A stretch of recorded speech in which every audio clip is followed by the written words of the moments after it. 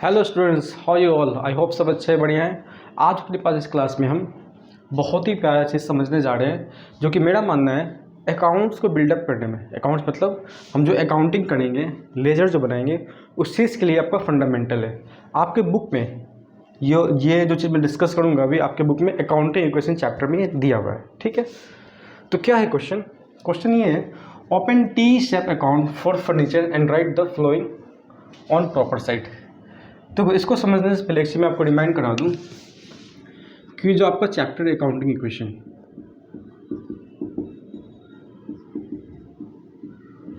पहला बात तो ये है भाई कि इस चैप्टर के अंदर आपको इस कंसेप्ट को डिस्कस किया गया है।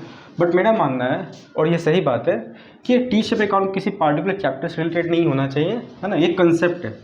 तो कंसेप्ट क्या है भाई, मैंने एक वीडियो में आपको समझा रखा है कि अमेरिकन अप्रोच के अकॉर्डिंग, किस अप्रोच के अकॉर्डिंग, अमेरिकन अप्रोच के अकॉर्डिंग हमारे जो अकाउंट्स का टाइप्स है वो 5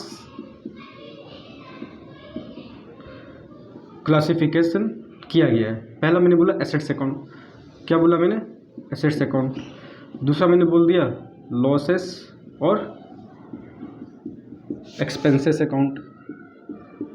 ठीक है, और मैंने इस दो के एक जगह लिखा है, इसका रीज़न बताऊंगा मैंने कि इसको साथ में क्यों लिखा है।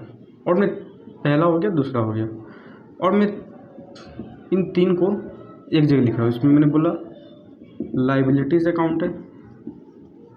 ठीक है, एक मैंने नाम रख दिया, मैंने नहीं रखा, ये आपको पढ़ना ही है, कैपिटल अकाउंट। और एक मैंने बोल दिया रेवेन्यू और इनकम अकाउंट। तो इन दोनों का नेचर डेबिट होता है। इन दोनों का ही नेचर क्या होता है? हमेशा डेबिट होता है। अगर इन दोनों में से कोई भी चीज़ अगर बढ़ रहा है, इंक्रीज़ कर रहा है, तो हम क्या करते हैं? डेबिट। अगर इन दोनों में से कोई भी चीज़, इन दोनों में से कोई भी एक कम हो रहा है, तो हम करते हैं क्रेडिट। ठीक है, इन तीनों का नेचर सेम होता है। मतलब क्या होता है? इन तीनों का नेचर क्रेडिट होता है। अगर ये बढ़ेगा तो इसे क्या करना होगा? क्रेडिट। अगर ये कम होगा तो इसे क्या करना होगा?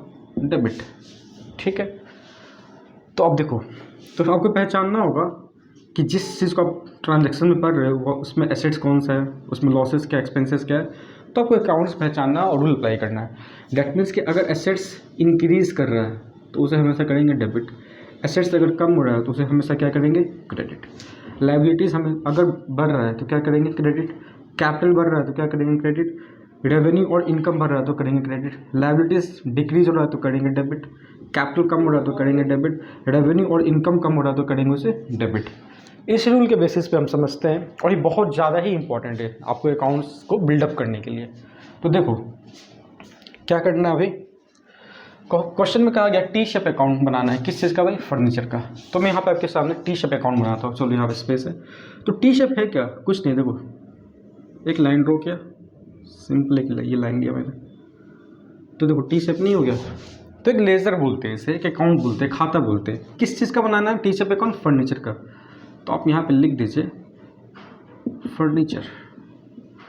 हमेशा याद रखना है ये साइड हमारा होता है डेबिट साइड और ये साइड होता है हमारा क्रेडिट साइड। अगर फॉर्मेट की बात करें तो फॉर्मेट आपके बुक में भी जो गिवन है, और ऐसे भी वहाँ से भी आप मदद ले सकते हो। और समझा देता हूँ, बहुत सिंपल चीज़ है। यहाँ पे लिखा है अमाउंट, अमाउंट का कॉलम हो गया ये। ठीक है, और इस पर आपने लिख दिया पार्टिकुलर्स।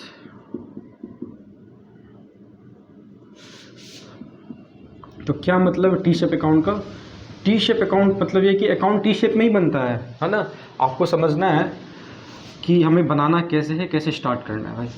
तो टी शेप था ना स्टार्टिंग में, जब मैंने कुछ ड्रॉ नहीं किया था, ऐसा था ना, इसी चीज़ को बोलते हैं टी शेप। अब चूंकि हमें फॉर्मेट बनाना है तो हमने फॉर्मेट अमाउंट का कॉलम बनाया, पार्टिकुलर्स का कॉलम बनाया, तो ये बन गया। हमेशा ये होता है डेबिट साइड, ये होता है क्रेडिट साइड। अब समझो, और मैंने लिखा है फर्नीचर, तो एक तरह से ये फर्नीचर का खाता है, फर्नीचर अकाउंट है। Purchase furniture for cash ₹4,20,000। एक बात बताओ, मैंने पूछा आपने फर्नीचर परचेज किया, तो आपके बिजनेस में फर्नीचर कम होगा कि ज़्यादा होगा? बढ़ेगा। तो फर्नीचर होता है एसेट्स। एसेट्स अगर बढ़ रहा है तो क्या करते हैं? डेबिट। तो ये डेबिट है और ये क्रेडिट। मतलब हमें एसेट्स क्या करना होगा? डेबिट, क्योंकि बढ़ रहा है। तो मतलब फर्नीचर जो परचेज किया उसको हम इधर रिकॉर्ड कर सकते हैं। 1 नंबर है तो मैं 1 नंबर लिख देता हूँ। ठीक है, और फर्नीचर परचेज फर्नीचर आप लिख सकते हो। मैं सिर्फ 1 नंबर दे के छोड़ रहा हूँ। और कितने का ये? 20,000 का, तो आप यहाँ लिख दो 20,000। ठीक है, आप परचेज फर्नीचर भी लिख सकते हैं। तो समझ में आया। एसेट्स, फर्नीचर के एसेट्स बढ़ता है तो क्या करें, डेबिट, इसलिए लिखा गया इसे डेबिट साइड। दूसरा क्या, फर्नीचर सोल्ड कॉस्टिंग, मतलब 5,000 का फर्नीचर बेच दिया तो फर्नीचर कम हो रहा है, मतलब एसेट्स कम हो रहा है, तो क्या करते हैं क्रेडिट, मतलब 2 नंबर को हम क्या लिखेंगे, क्रेडिट साइड लिखेंगे। तो हमने क्रेडिट साइड लिख दिया, कितना अमाउंट है 5,000, तो 5,000 लिख दिया भाई, क्या दिक्कत है इसमें। ठीक है, अब क्या है third number, furniture again purchase for, फिर से फर्नीचर परचेज किया तो फिर से आपका इतने रुपए से एसेट्स बढ़ रहा है, एसेट्स बढ़ेगा तो क्या करेंगे, डेबिट। तो 3 नंबर को मैंने किया डेबिट, कितना है 8,000, तो यहाँ लिख दो 8,000। ठीक है भाई, क्या दिक्कत है। ओल्ड फर्नीचर डिस्कार्ड, डिस्कार्ड मतलब बेच दिया, हटा दिया, कितने रुपए में, तो फिर से फर्नीचर उतने से कम हो जाएगा, यानी कि फर्नीचर तो है ही, एसेट्स, एसेट्स कम हो रहा तो क्या करते हैं क्रेडिट, तो कर दो क्रेडिट। 4 नंबर कितना है 2500, तो 2500 लिख दिया भाई, क्या ही दिक्कत है। 5th number, value of furniture reduced by, furniture का वैल्यू किसी वजह से रिड्यूस किया गया तो कम हुआ है, यानी कि एसेट्स कम हुआ तो क्या करना हो क्रेडिट, 2,000 से तो कर दो क्रेडिट 5 नंबर, तो लिख दिया मैंने। अब एक चीज़ देखो, अगर आप इस चीज़ को चेक करो तो ये डेबिट साइड था ना, डेबिट साइड मतलब बढ़ रहा था फर्नीचर, मतलब आपने कहीं ना कहीं खरीदा होगा। 20 और 8 28, टोटल आपने 28,000 का फर्नीचर खरीदा है और आपने फर्नीचर हटा के कम कर दिया या बेच दिया या हटा दिया, कितने का, 5 2 7 2 9,500, तो इसमें से आपने 9,500 के फर्नीचर को बेच दिया। तो फर्नीचर का बैलेंस की बात करें तो कितना फर्नीचर बच रहा होगा, ये 0 0, 10 में से 5 गया 5 है ना, 17 में से चला गया तो ये बचा 8 और ये बचा कितना बच रहा है 18,500।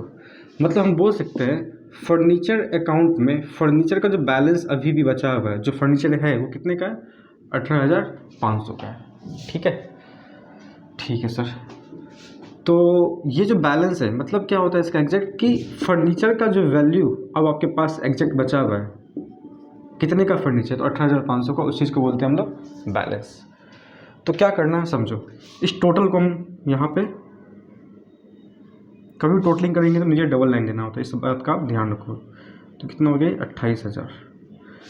ठीक है, तो टोटल जो होता है अकाउंट, टी शेप अकाउंट में किसी भी खाता में वो टोटल हमेशा बराबर होना चाहिए, इसलिए मैंने 28 यहाँ लिखा, तो आप 28 यहाँ लिख सकते हो। कैसे निकलेगा इधर 28, तो देखो टोटल इधर कितना 28 में से आपने 9,500 को माइनस किया तो कितना बचा आपके पास, 18,500 बचा। तो यही तो बैलेंस है। तो हम बोल रहे इस टोटल में से इसको माइनस किया, तो अगर इस टोटल की बात करें तो ये कितना हुआ टोटल, ये तो 9,500 हो गया।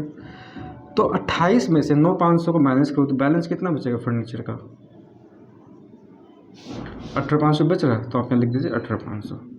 तो हो गया, इन दोनों को जोड़ा, देखो 5 0 0, 5 में 10 0 है ना, 8 + 17 18 और 1, तो ये प्लस ये कितना हो गया 28 और ये टोटल 28। तो टी शेप अकाउंट में हमेशा इक्वल होना चाहिए, इस बात का ध्यान रखना आपको।